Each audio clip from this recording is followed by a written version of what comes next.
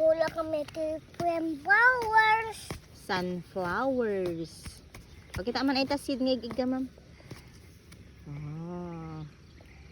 Perfect. Dito sa garden may kamatis, may mga pipino, may upo din, mga bati, kamote, may flowering, iba't iba ang tanim dito. O yan, flowering.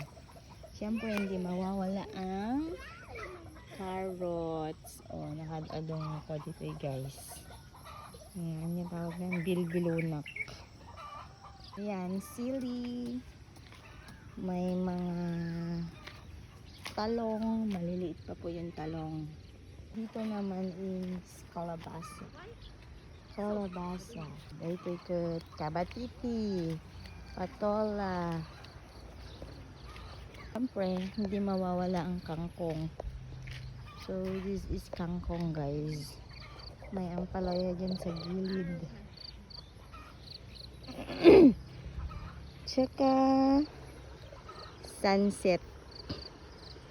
Ay, sunrise pala. Sunset buang. Sunrise. So, ito yung mga iba't ibang mga tanim dito sa garden.